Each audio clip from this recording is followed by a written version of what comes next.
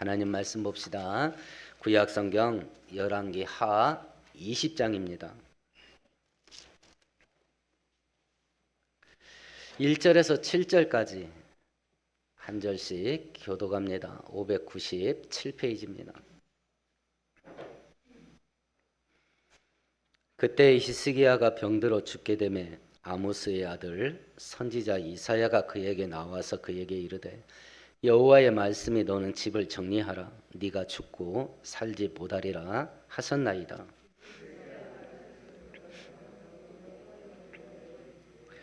여호와여 구하오니 내가 진실과 전심으로 주 앞에 행하며 주께서 보시기에 선하게 행한 것을 기억하옵소서 하고 히스기야가 심히 통곡하더라.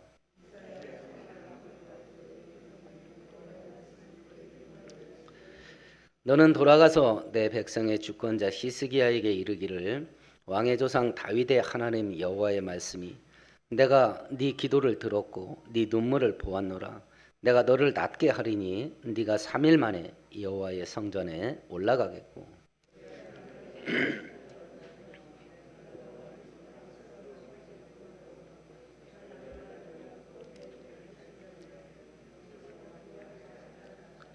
함께합니다. 이사야가 이르되 무화과 반죽을 가져오라면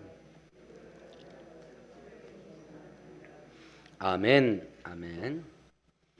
저번 주 하나님 말씀을 잠깐 요약해 보십시다. 히스기야 왕이 아스루 왕의 두 번째 침략을 받아서 나라가 망할 위기에 몰리게 되었습니다. 이때 백성들과 함께 히스기야가 전심으로 하나님께 기도를 하게 됩니다. 하나님께서 전능하신 능력으로 이 전쟁에 개입하셔요. 천사 한 명이 파송됩니다. 하룻밤 사이에 아스루 군사 18만 5천 명이 떼죽음을 당하게 됩니다. 아스루 왕 사네립은 본국으로 철수를 하게 되고 전쟁통에 농사를 짓지 못하던 이스라엘 백성들은 아스루 군대가 가져온 전쟁 물자를 약탈을 해서 그것으로 또 먹고 살게 됩니다. 하나님을 모욕하고 이스라엘을 조롱했던 사네립 왕은 본국에 돌아가서 자기들이 섬기는 신에게 제사드리기 위해서 신전에 들어갔다가 자기 아들들에게 죽임을 당하게 됩니다. 그리고 이제 오늘 읽었던 20장으로 넘어오게 된 겁니다. 오늘 읽었던 본문은 히스기야가 죽을 병에 걸렸다가 하나님의 은혜로 살아나게 되는 사건을 기록한 본문입니다. 이 사건이 언제 일어났는지, 그리고 이 사건이 왜 일어나게 됐는지, 이 인생의 위기 앞에서 히스기야가 무엇을 하는지, 그리고 하나님은 히스기야에게 어떤 은혜를 베푸시는지 하는 것을 살펴보게 될 겁니다. 오늘 성경을 살펴볼 때 인생의 위기를 우리도 만나게 될 터인데, 이때 히스기야와 같이 전심으로 하나님께 의지해서 구원의 은혜를 받는 우리 모든 복된 성도 되기를 축원드리겠습니다. 히스기야가 죽을 병에 걸리는 위기를 겪게 되는데 이게 언제 발생한 거냐? 1절을 우리 함께 같이 읽어봅니다. 그때에 히스기야가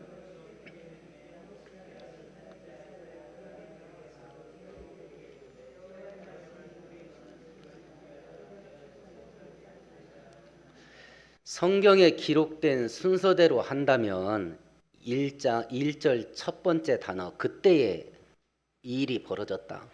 그러면 성경에 기록된 순서대로 본다면요, 히스기야가 왕이 된 지 14년 되던 차에 아스루의 1차 공격을 받게 되고 그때는 항복을 하고 엄청난 국가가 망할 정도의 조공을 바치고 아스루 군대들이 물러가게 합니다.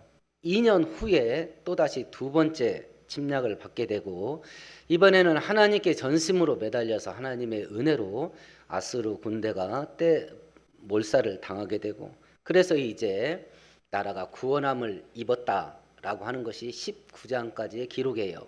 그러면 20장 넘어서 이때에 라고 한다면 성경에 기록된 순서대로 본다면 14년 되던 채에 1차 전쟁 치르고 16년 되던 차에 2차 전쟁 치르고 하나님의 은혜로 나라가 구원함을 받게 되고 그 다음에 20장 이 사건이 일어났다. 이렇게 성경에 기록된 순서대로 보면 생각할 수 있겠습니다. 그런데 6절에 보면요, 이 기도 응답으로 히스기야가 15년을 더 살게 될 거랍니다. 15년을. 그러면 18장 13절에 보면 히스기야가 1차 전쟁이 언제 터지냐면 왕이 된 지 14년 되던 차에 이 전쟁이 터져요. 근데 히스기야는 왕으로 29년을 통치하거든요.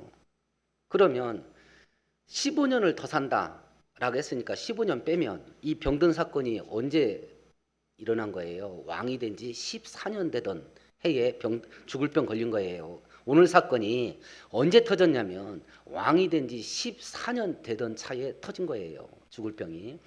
그러면 히스기야가 왕이 됐을 때 두 가지 사건이 터진 겁니다. 첫 번째는 아수르의 1차 공격, 두 번째는 오늘 사건. 이 두 개가 터진 거예요. 그러면 아수르의 공격이 먼저냐, 히스기야가 죽을 병 걸렸다 살아나는 게 먼저냐, 이게 문제인데요. 18장 15절에 보면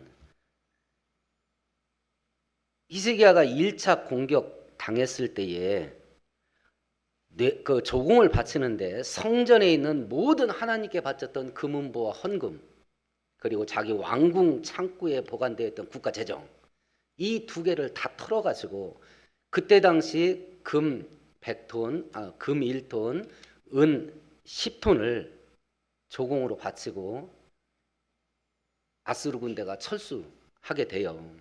그런데 히스기야가 병에 걸렸다가 살아나게 됐어요. 그러니까 그때 당시 아수르에게 식민지 지배를 받던 바벨론이 축하 사절단을 보내서 아유 죽을 뻔하다가 살아나셨다면서요 하고 축하 사절단을 보내요. 사신들을. 그런데 이 사신들에게 히스기야가 보여준 게 있어요. 20장 13절을 우리 같이 읽어봅니다. 히스기야가 사자들의 말을 듣고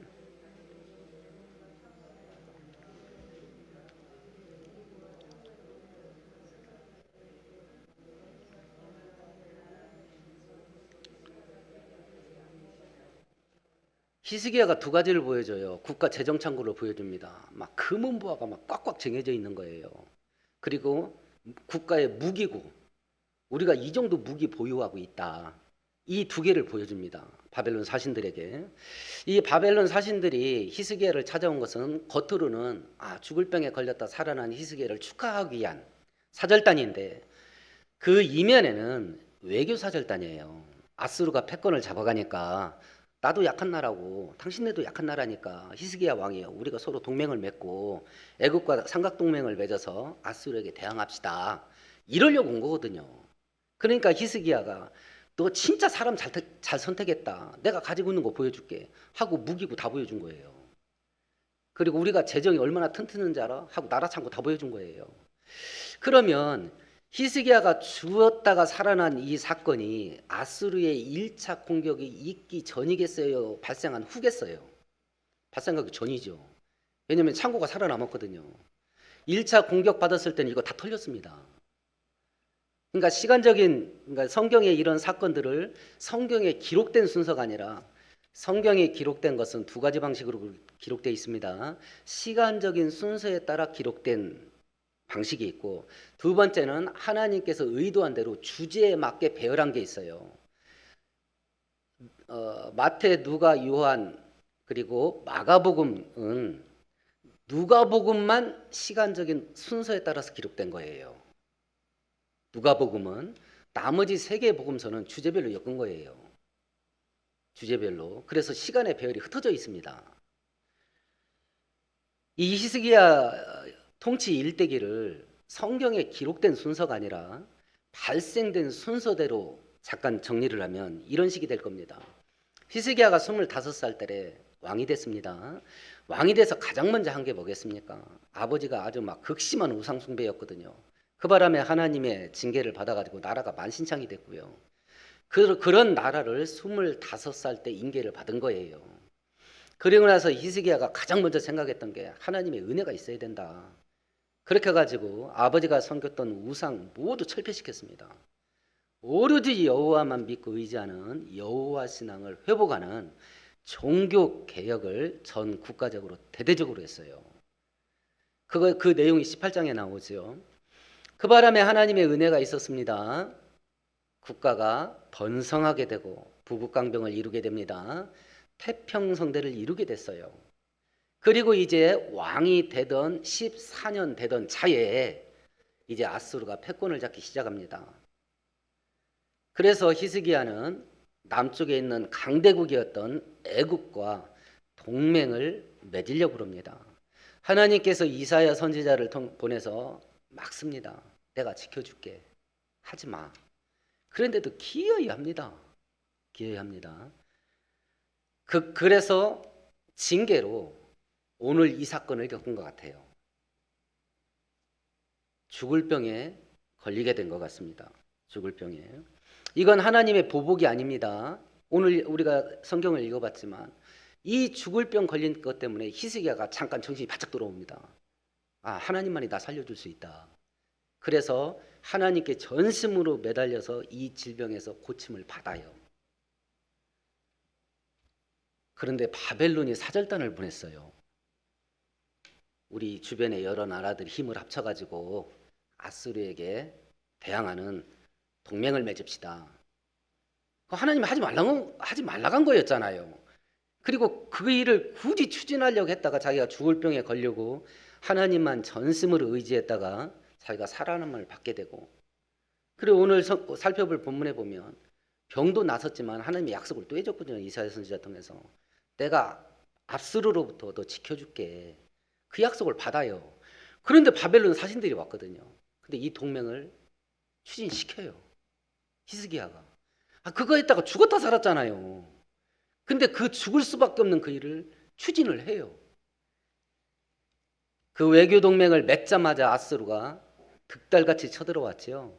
그리고 자기가 믿고 의지했던 무기 창고, 그리고 그 창고마다 차고 넘쳤던 14년 동안 오로지 하나님만 믿고 의지하면서 받았던 그 엄청난 물질 축복, 외국 사신들에게 자랑할 정도의 막강한 그 재물들이 있었거든요. 그게 다 털린 거예요.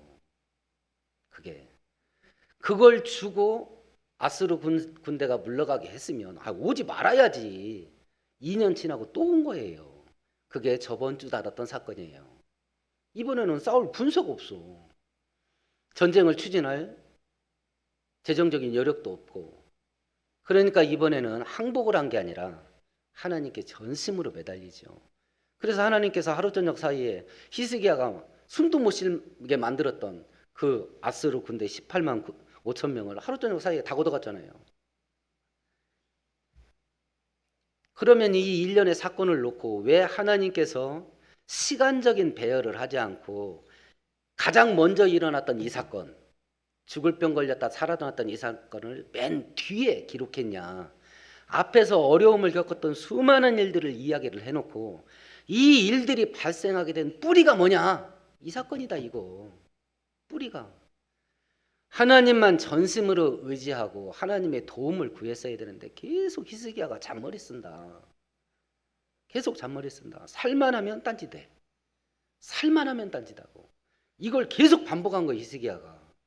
근데 히스기야가 누구냐면 다윗왕 이후로 믿음 좋은 신앙의 임금 3대 성군 중에 하나예요. 그 사람이 이렇게 사는 거예요. 그 사람이.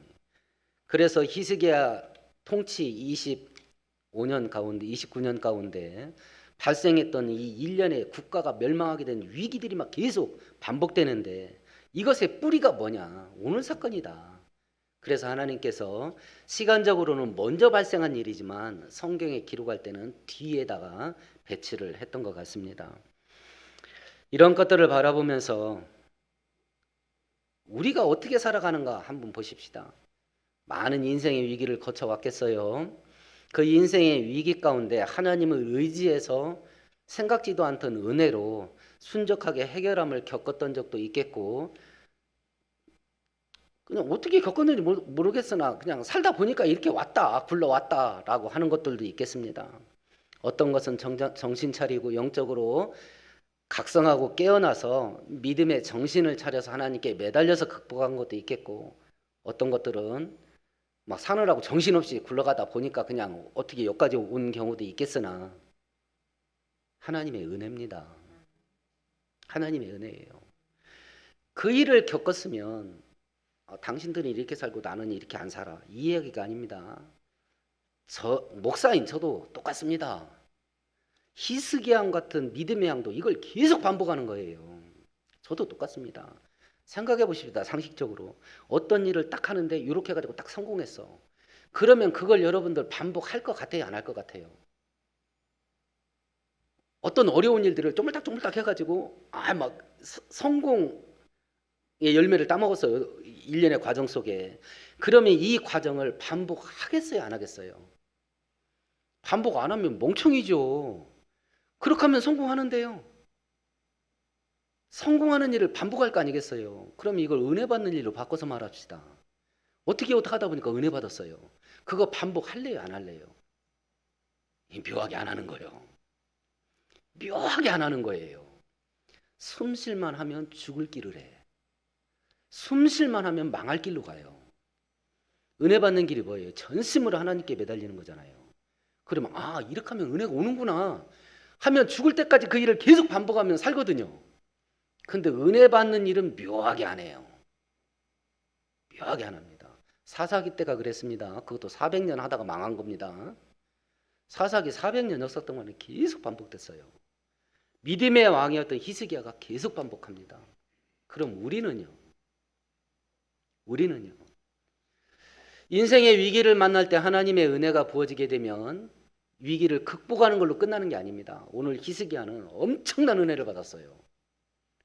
그러면 이제 이게 해답이 딱 떨어지는 겁니다. 인생의 위기 때 우리가 어떻게 살 거냐? 은혜를 받으면 된다. 그럼 은혜를 어떻게 받을 수 있냐? 하나님을 전심으로 붙잡고 의지하면 된다. 그러면 이 작업을 내 죽을 때까지 평생 반복하면 어떤 일이 생길 거냐? 여호수아 1장 7절 8절 약속이 이루어지는 겁니다. 율법의 말씀에 기록된 대로 좌우나 우르나 치우치지 말고 그대로 지켜 행해라. 그러면 네가 어디로 가든지 형통하게 되리라. 이게 뭔지를 경험하게 될 겁니다. 근데 섬실만 하면 이상한 짓 하거든요. 그걸 경고하기 위해서 이 사건을 마지막에 기록한 거예요. 이 성경에 기록된 일련의 사건들을 바라보면서 하나님께 은혜 받고 하나님의 은혜로 살 길이 열리게 되는 그 방법을 끝까지 간직할 수 있는 복된 성도 되기를 축원드리겠습니다. 이런 히스기야가 겪는 죽음의 위기에 죄와 불순종 때문에 불러오게 된 것인데, 이런 인생의 위기 앞에서 히스기야가 하나님께 전심으로 기도로 매달리는데요. 히스기야의 기도의 특징을 좀 살펴보십시다. 첫 번째 특징이 2절에 나와 있네요. 우리 2절 같이 읽어봅니다. 히스기야가 첫 번째는 얼굴을 벽으로 향했답니다. 얼굴을 벽으로 돌리면 보이는 게 뭐가 있을까요? 아무것도 안 보이죠. 얼굴을 벽으로 돌렸으니까 자기 시야를 좁게 한정시켜 버려요. 이 말을 바꿔 말하면 히스기야가 하나님만 바라본다라는 의미가 되겠는데요. 그전에는 히스기야가 이런 머리 쓰고 저런 머리 쓰고 그랬거든요. 뇌물도 줘봤다가 이 나라하고 연합을 해봤다가 저 나라하고 동맹을 해봤다가 막 머리 많이 썼습니다. 이게 아무것도 안 먹히는 거예요. 이제 아무것도 안 먹히는 환경에 부딪히게 된 겁니다. 그러니까 할 게 없어요. 할 게 없습니다. 우리 입은 혀가 하나라서 한 사람하고 얘기하면 다른 사람하고는 말 못합니다. 우리 초점도 그렇습니다. 어떤 한 방향으로 초점을 맞추게 되면 다른 주변은 우리 시야에 들어오질 않습니다. 지금 내 혀가 누구하고 말하는가? 내 혀가 나에게 말할 수 있습니다. 내 혀가 내 인생을 저주하고 내 인생을 신세타령하게 만들고, 내 혀가 다른 사람과 말할 수 있겠습니다. 야, 여기서 벗어날 방법 없겠어? 하고 인간의 지혜를 구합니다. 인간의 방법을 탐색합니다. 내 눈은 어디를 향하고 있는가 보는 겁니다. 내 시선이 하나님을 바라본다면 주변이 안 보일 겁니다. 내 시선이 주변을 바라본다면 하나님이 안 보일 겁니다. 내 혀가 하나님과 말하고 있다면 사람하고 말할 혀가 없겠습니다. 내 혀가 사람하고 말하고 있다면 하나님과는 말할 수 없겠습니다. 인생의 위기 앞에서 내 눈은 어떻게 처리할 것이고 인생의 위기 앞에서 내 혀는 누구와 말할 것이냐. 아무것도 할 수 없는 사면초가에 빠졌을 때 그때 히스기야는 눈은 하나님께 향하고 혀는 하나님과 말하기 시작합니다. 하나님께 집중을 하는 거죠. 하나님께. 아마 지금 우리들 앞길에 펼쳐져 있는 상황도 녹록하지는 않을 겁니다. 이때에 우리를 살려줄 수 있는 하나님께 초점을 집중하고 우리에게 도움의 은혜를 줄 수 있는 하나님께 전심으로 간구하는 기도를 회복하는 우리 모두가 되기를 축원드리겠습니다. 두 번째 모습은 3절입니다. 같이 읽습니다. 여호와여 구하오니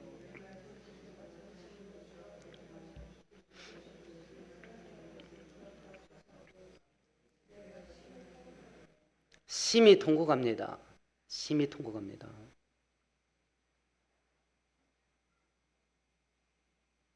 이 통곡한다는 의미가 뭘까요? 예, 슬프니까 울겠지요. 하나님 앞에 눈물을 보인다는 의미가 뭘까요? 전심으로 그리고 겸손하게 은혜를 구하는 행위죠. 은혜를 구하는 행위. 회사에 취직을 합니다. 면접을 보게 됩니다. 그러면 그 짧은 시간에 내가 얼마나 일을 잘하는지, 내가 얼마나 능력 있는지를 면접관들이 감동할 정도로 자랑해내야 됩니다. 나 이런 사람이라는 걸. 상대방을 감동시킬 정도로 자랑을 해야 돼요. 그 짧은 시간에.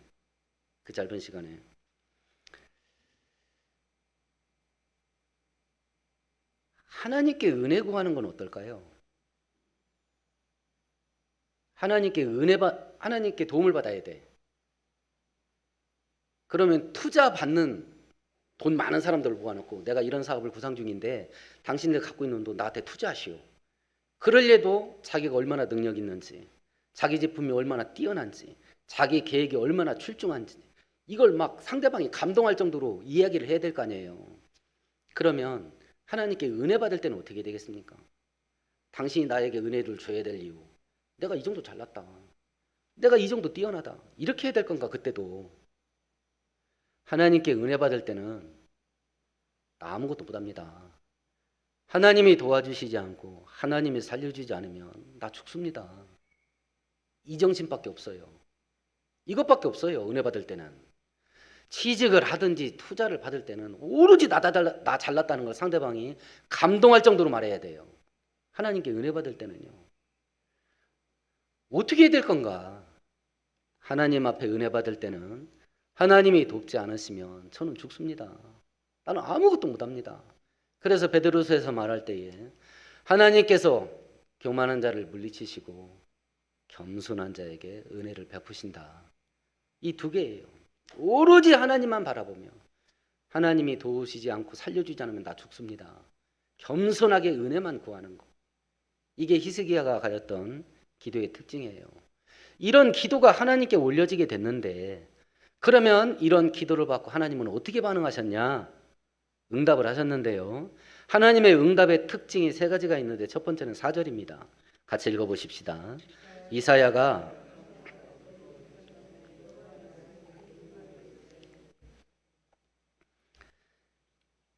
이사야에게 하나님께서 응답을 주시고 네 왕한테 가서 말해라. 그런데 히스기야가 너 죽으니까 집안 정리해라 라는 말을 네 왕한테 말해줘라 라고 그랬어요. 그리고 그 말을 듣고 히스기야가 막 듣자마자 막 통곡을 하면서 벽을 보고 기도를 합니다.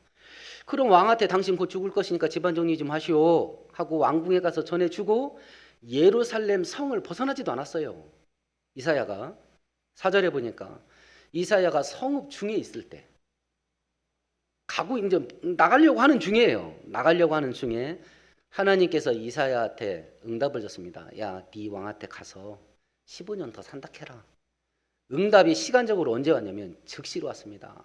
정말 따봉입니다. 기도할 때 이런 응답 받으면 진짜 따봉입니다. 기도가 안 끝났는데 벌써 전화가 와서 문자가 왔어. 해결됐어요. 막 심장 터집니다. 심장 터집니다. 하나님은 기도 응답을 이렇게도 할 수 있습니다. 근데 대부분은 장기전 때 됩니다. 그러니까 염두에 두시라고. 염두에 두시라고. 전능하신 하나님은 불가능한 게 없기 때문에 우리 응답을 기도하는 중에 딱 떨어지게 할 수도 있고 길게 끌 수도 있습니다. 길게 끌어가는 이유는 하나밖에 없습니다. 문제가 금방 해결되면 금방 하나님이 있습니다. 문제가 길게 끌어가면 그 긴 시간 동안 하나님 의지하는 믿음이 살아있게 돼요. 우리를 괴롭히려고 기도응답을 질질 끌지 않습니다. 순간순간 오랜 세월을 하나님께 의지하며 기도하면서 살게 하는 하나님의 선한 뜻이에요. 선한 뜻. 어찌됐든지 히스기야에게는 즉시로 응답하셨어요. 즉시로. 그러면 히스기야가 이렇게 절박하게 기도하게 만들었던 이유, 너 곧 죽는다. 절박한 상황입니다. 그러면 이 인생에 우리도 동일한 인생의 위기를 만난다면 이 위기 앞에서 우리는 어떤 태도를 가야 될 거냐? 절망할 거냐? 좌절할 거냐? 신세타령할 거냐? 아니면 이 문제는 하나님밖에 해결 못한다 하고 하나님께 돌아가서 하나님께 매달릴 거냐? 하나님께서 당신이 살아가는 당신의 백성들에게 인생의 위기를 만나게 할 때는 이유가 뭐냐? 하나님께 돌아오게 하기 위한 선한 뜻이에요. 잃어버렸던 하나님을 다시 붙잡게 만드는 하나님의 은혜예요. 그 바람에 히스기야가 하나님을 다시 찾게 되잖아요. 기도에 대한 하나님의 명령은 딱 하나입니다. 기도하라. 기도에 대한 약속도 딱 하나입니다. 응답하겠답니다. 응답하겠다. 아마 지금 마음속에 그러면 이 복된 기도를 나는 왜 매일 하지 못하는가? 기도하지 못하는 이유 100가지가 있을 겁니다. 그래서 안 돼요. 하나님은 기도하라고 딱 한마디 했어요. 근데 우리는 기도하지 못할 이유가 100가지가 됩니다. 그래서 안 돼요. 그래서 하나님은 응답하신다고 약속하셨고 신실하신 하나님은 약속한 대로 반드시 성취하셔요. 우리가 기도하면 하늘은 열립니다. 이 기도를 회복하는 은혜가 있게 되기를 축원드리겠습니다. 두 번째 하나님의 응답의 특징입니다. 5절을 같이 읽습니다. 너는 돌아가서 내 백성의 주권자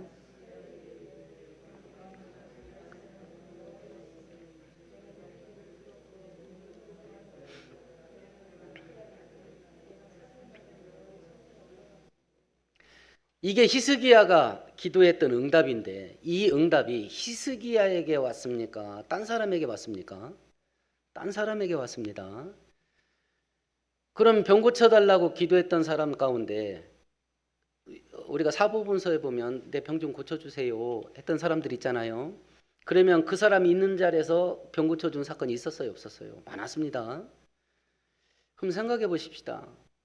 내가 하나님 내 이 문제 좀 해결해 주세요 하고 기도를 하는데 내 눈앞에서 문제가 해결되는 걸 보이게 하시면서 응답을 진행해 나가는 수도 있겠고 나는 이쪽에서 기도하고 있는데 하나님이 저쪽 편에서부터 내 기도의 응답으로 문제를 해결해 오는 일을 저쪽에서부터 시작해 가지고 내 쪽으로 오는 경우가 있겠습니다. 지금 이런 경우예요. 기도는 지금 히스기야가 왕궁에서 하고 있는데 응답은 왕궁 바깥에서 이사야가 받아가지고 그 응답을 갖고 오고 있는 거예요. 그러면 응답은 이미 됐어요, 안 됐어요? 됐어요. 이사야가 있는 자리에서. 그걸 히스기야가 알아요, 몰라요? 몰라요. 이사야가 그 응답 갖고 와야 돼. 이런 기도 응답, 이런 종류의 기도 응답이 기도 생활 하다 보면 허다합니다. 허다해요. 터널 뚫는 것으로 제가 예를 들어서 설명드린 적이 있었죠. 문제를 해결하는 걸 터널 뚫는 거라고 생각하십시다. 내 앞쪽에서 터널이 뚫어져 나갑니다. 그러면 터널 뚫려 가는 것이 보여요, 안 보여요? 내 눈에 보이죠. 오늘은 10m, 내일은 20m 뭐 이렇게 뭐 뚫고 들어가는 게 보이는데, 그러면 기도 생활하기 재밌겠어요, 재미없겠어요? 재미죠. 신바람 납니다. 기도 한 번 할 때 다른 거요. 하루 할 때 다르고 이틀 할 때 달라요. 이런 식으로 문제를 해결해 갔으면 신바람 납니다. 근데 하나님께서 터널을 반대쪽에서부터 뚫어오면요, 반대편 쪽에서 작업을 합니다. 30% 뚫고 들어왔습니다. 내가 알까요, 모를까요? 모릅니다. 70% 뚫고 들어왔습니다. 알까요, 뭘까요? 나 모릅니다. 문제 해결이 99%까지 됐습니다. 제가 알까요, 모를까요? 모릅니다. 제 앞에서 구멍이 뻥 뚫릴 때까지 몰라요. 뻥 뚫릴 때까지 몰라요. 사업하는 걸로 예를 드십시다. 제가 창업을 했어요. 좋은 물건 만들었습니다. 아니, 팔 데가 없는 거야. 그래, 기도하면서 광고도 내고 영업도 띱니다. 이 회사 저 회사 다니는데 내가 한 건도 계약을 하지를 못하겠어요. 그래, 막 절망하면서 그럼에도 불구하고 막 은혜를 구하고 기도하면서 막 피가 말라갑니다. 근데 대기업에서 한 회사가 거래처를 바꿀 상황이 생겨서 그 담당 직원이 인터넷으로 물건을 알아보고 있다가 내 회사 제품을 알게 됐어요. 제품과 성능을 꼼꼼히 조사를 해가지고 사장한테 결제를 올립니다. 이 회사 제품이 좋을 것 같습니다.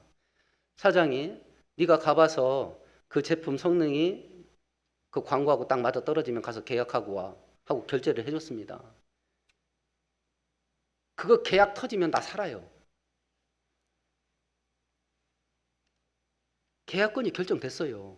어디에서요? 내가 그 사장 만나서 내가 계약한 거 아니에요. 대기업 사무실에서 결정 났어요. 우리 회사 거 사라고. 제가 그거 알아요, 몰라요? 모릅니다. 그 담당 직원이 그 계약서 갖고 나 찾아올 때까지는 모르는 거예요. 이런 식의 기도응답으로 진행되는 경우가 허다합니다. 그래서 끝까지 기도해야 돼요. 내 앞에 하나님의 구원의 은혜로 문제가 해결돼서 구멍이 뻥 뚫릴 때까지 끝까지 기도해야 됩니다. 바로 이렇기 때문에 히스기야가 눈물로 기도하는 건 이쪽인데 응답은 이쪽에서 터졌어요. 근데 응답이 됐다는 걸 히스기야는 몰라요. 이사야가 올 때까지. 하나님께서 우리의 문제, 내가 애통하고 통곡하면서 눈물로 기도하는 그 인생의 위기를 해결해달라는 기도, 이걸 하나님께서 어디서 해결할 거냐, 나 있는 곳에서 해결할 거냐, 나 없는 저쪽에서 해결하시고 그 해결된 걸 나에게 가지고 올 거냐, 하나님의 주권이에요. 어떤 걸로 하실지 몰라요. 근데 성경에 보면 다른 쪽에서 해결을 터뜨리시고 그것이 나에게 다가오게 하는 경우가 허다해요. 그래서 끝까지 기도해야 됩니다. 끝까지. 기도의 끝장을 보세요. 기도의 끝장을. 그리고 그런 행위를 통해서 한 번 인생의 위기를 경험한 경험이 있다고 한다면 그게 정답이에요. 그걸 평생에 반복하세요. 단순하잖아요. 문제 터졌어? 하나님께 기도해. 응답받고 해결받는다. 그러면 나 죽을 때까지 이 일을 반복한다.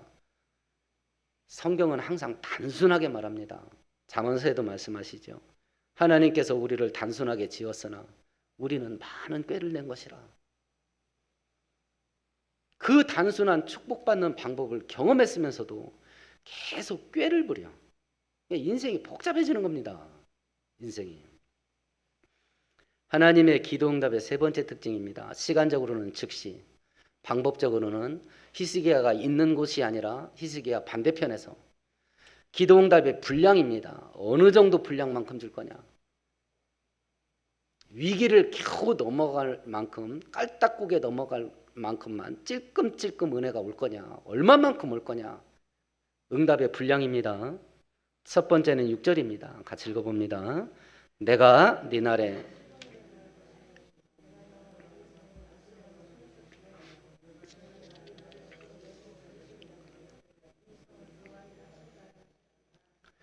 첫 번째는 응답 한 대로 받았습니다. 살려주세요. 예, 살려준답니다. 응답 한 대로 받았습니다. 두 번째는 아스루 왕으로부터 내가 이 성을 보호해주마. 지금 계속 애굽 의지하고 바벨론하고 동백 맺으려고 막 이상한 짓 하고 있거든요. 근데 지금 히스기야가 눈물로 기도할 때는 나라 살려달라는 기도 했겠습니까? 안 했겠습니까? 그거 안 했습니다. 내가 오늘 내일 죽을 판이라는데. 그런데 이게 어떤 종류의 병이었냐? 7절에 보니까 이사야가 히스기야의 상처에 밀가루를 갑자기 생각이 안 나요. 뭘 발랐죠? 무화과 반죽이요. 밀가루 반죽이란다. 무화과 반죽을 상처에 바르니까 나았다 그랬어요. 근데 원문은 종기예요. 종기입니다. 조선왕조실록에 보면 세종대왕도 정조임금도 이 종기로 죽을 때까지 고생을 해요.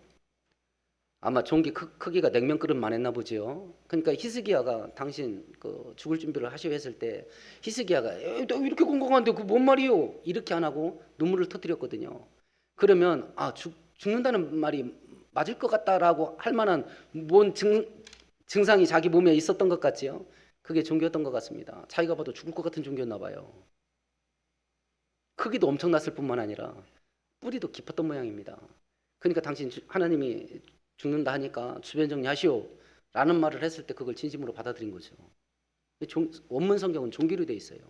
종기로. 그러니까 자기가 봐도 이거 살 것 같지 않은 종기가 자기 몸에 붙어 있는 거예요. 그러면 이 와중에 히스기야가 뭔 기도를 했겠어요? 살려달라는 기도 말고 정신이 하나도 없는데. 이 기도는 히스기야가 기도 안 했던 거예요. 내가 아스로부터 너를 지켜줄게. 하나님이 믿어지지 않았기 때문에 히스기야는 아스로부터 자기를 안전을 보장받으려고 했던 게 뭐예요? 애굽 의지하는 거였잖아요. 주변 나라 바벨론과 동맹하는 거였잖아요. 이것 가지고 하나님 의지해서 아스르의 위협으로부터 벗어날 거라는 생각은 히스기야는 하지도 않았어요. 그런데 하나님께서 내가 지켜줄게 그랬어요. 이건 히스기야가 기도하지도 않았던 내용이에요. 이건. 그러니까 우리가 기도하면 기도 한 대로만 응답받냐? 아닙니다. 에베소에 보면 우리에게 말씀하시죠. 우리가 기도한 것뿐만 아니라 그러니까 생각만 하고 기도는 차마 못한 거예요. 생각하던 것에도 차고 넘치게 하실 분이라 우리가 믿는 하나님은. 세 번째는 내 약속이 안 믿겨져? 내가 징조를 줄게. 증거를 보여주마. 해시계가 앞으로 10도 빨리 가게 해주랴 아니면 뒤로 10도 물러가게 해주랴 이랬습니다. 그러니까 히스기야가 이 잔머리 대마왕이잖아요. 앞으로 굴러가는 건 굴러가는 것이니까 빨리 굴러갈 것 같은데 뒤로 물러나가는 건 멈췄다 뒤로 가야 되니까 물러나는 것이 좀 어려울 듯 하니까 물러나게 해주세요. 해시계가 물러났어요. 우리가 여호수아 10장 다룰 때 이 사건에 대해서 이야기를 했습니다. 여호수아 10장 때 가나안 정복 전쟁을 할 때 승리를 눈앞에 두고 있는데 해가 지고 있었잖아요. 그러니까 여호수아가 하나님께 간구합니다. 해를 멈춰달라고.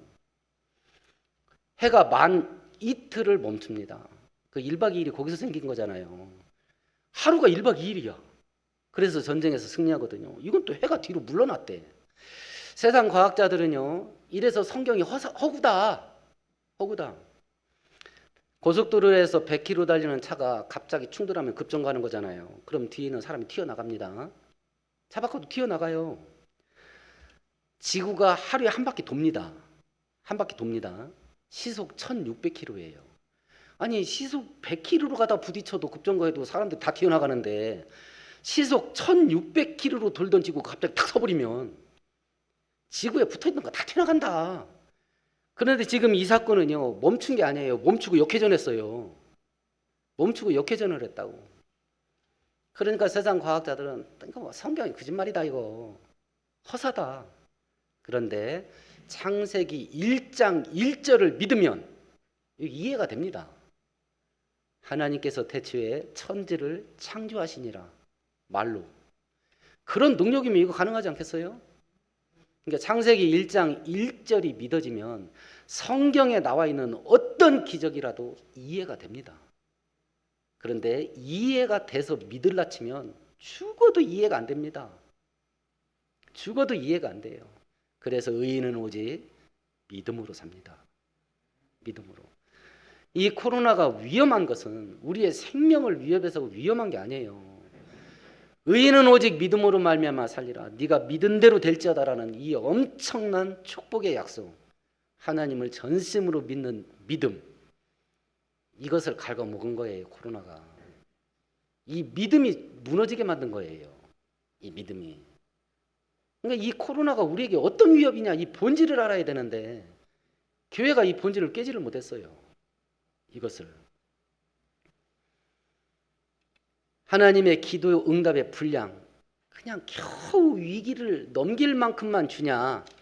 아닙니다. 3배로 왔어요. 첫 번째, 기도 한 대로. 두 번째, 기도하지 않았던 아스로부터 지켜준다는 약속도. 세 번째, 지구가 역회전하는 기적이 나타남.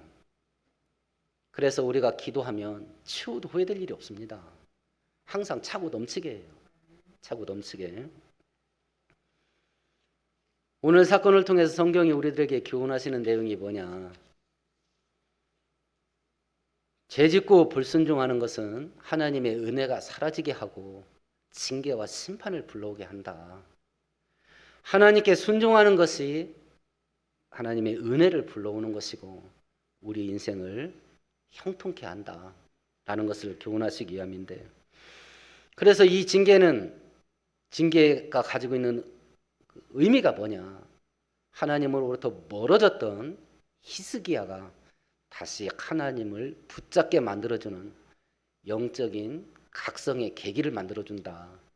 그럼 우리가 지금 우리 힘으로 해결하지 못할 인생의 위기를 만났다면 대체 이런 사건이 내 인생 속에 왜 터지게 했을까? 다른 거 따지기 이전에 다시 하나님을 믿고 의지하는 믿음이 불같이 일어나게 만들자. 1차적인 첫 단추, 하나님께 돌아가자. 하나님께 돌아가자. 두 번째, 그러면 어떤 방식으로 하나님께 돌아갈 거냐? 먼저 기도를 해보자. 기도를. 하나님만을 바라보며 겸손하게 전심으로 은혜를 구하자. 그럼 하나님이 어떻게 반응하실 거냐? 기도에 응답하신다. 그런데 응답의 분량이 3배로 주셨다. 3배로. 죽을 수밖에 없는 자리에서도 살 길을 열어줄 수 있는 분이 하나님이셔요. 지금 이 코로나로 장기간의 불경기로 수많은 인생의 위기에 빠져 있다고 한다면 얼마든지 그 자리에서 우리에게 살 길을 열어줄 수 있는 전능하신 하나님, 그 하나님 붙잡고 우리 남은 인생 가운데 하나님의 은혜의 문이 활짝 열리는 복된 길 걸어가는 믿음의 성도 되기를 축원드리겠습니다. 하나님 아버지, 어리석고 이성 없는 짐승 같은 것이 우리 인생이라 하나님의 은혜를 받고 위기를 극복하고 승리하는 경험들이 한 번은 있었을 겁니다. 그러면 내 인생 전체를 통틀어서 하나님의 은혜와 축복을 받으면서 사는 방법이 뭐겠는가? 그 방법을 계속 반복하면 될 겁니다. 근데 어리석은 백성이라 숨쉴만 하고 살만하면 하나님 은혜의 울타리 바깥으로 벗어나는 일을 우리가 스스로 하면서 살았습니다. 히스기야도 그 동일한 일들을 계속 반복하면서 살았고요. 이제 인생의 위기 앞에서 저희들의 믿음이 다시 한번 깨어나게 하셔서 식어졌던 우리 믿음이 불같이 일어나게 하시고 사라졌던 우리 기도가 다시 회복되게 하셔서 하늘문을 여는 이 기도를 다시 한번 붙잡을 수 있게 하시고 우리 성도들이 만일 기도한다면 하늘문이 열리게 하셔서 죽을 수밖에 없는 자리에서 살 길을 열어주셨던 이 놀라운 축복의 역사가 우리 성도들의 인생과 가정과 직장과 사업장과 자녀들의 인생과 우리 교회와 이 나라 이 민족 앞에서도 차고 넘치게 부어지게 하옵소서. 예수님 이름으로 기도합니다. 아멘.